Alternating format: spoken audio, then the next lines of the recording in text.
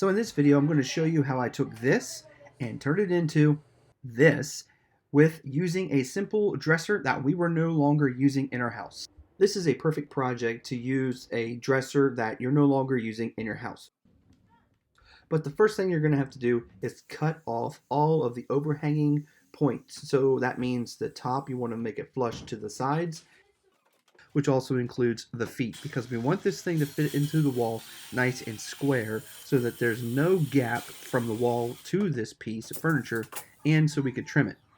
And so now I'm going to measure the length and the width and then transfer those measurements to the wall. Oh, beware of those wall monsters. Okay, so now we're transferring the measurements to the wall. I'm using a level so that when I cut this, I know that it's going to be square and I won't have any issues. Now, as you can see, I have an outlet in the way. I removed that apart from recording it on this video. Now, you are going to see me using this mask throughout this entire video. This is an amazing mask that will keep all the dust out, and it also allows your glasses to not fog up. So if you are interested in purchasing one, click the link down in the description. Now, this wall is a non-load bearing wall, and so what I mean by that is that it is not supporting anything above it that is critical. It is just a wall holding drywall. In my case, it is a Celotex material that's pretty nasty, so that's why I'm wearing the mask. Removed all this stuff, trashed it, and then the 2x4s that are in between they're going to be basically in the way, went ahead and cut them out, and I was wise on how I did this. On the left side, I already cut right on a 2x4, but on the right side I had to move one over so that it would actually allow me to slide this in, but also give me a place to mount some brackets that you'll see later in the video.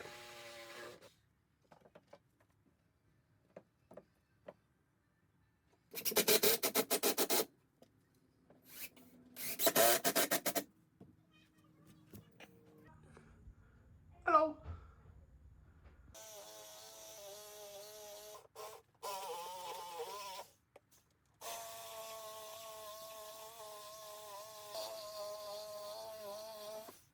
Alright, now with the hole ready, it's time to go ahead and slide this in. Now this did take me a few times of trying. My house is not perfectly square, and so it took me a little effort, but once I got it in there, it turned out great. I had a little bit of a bigger gap at the top, but the trim that I decided to put around it sealed it up very nicely.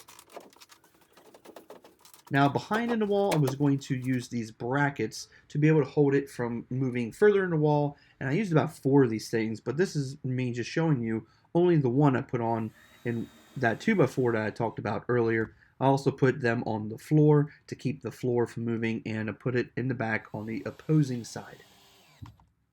So once they were all situated, I trimmed this thing out with some nice trim. My wife painted this cabinet, and then there you have it. Everything is done. Everything turned out phenomenal, and we have really enjoyed it. So if you like this video, please give it a thumbs up. Please consider subscribing to the channel, and as always, I will see you next time in the next video.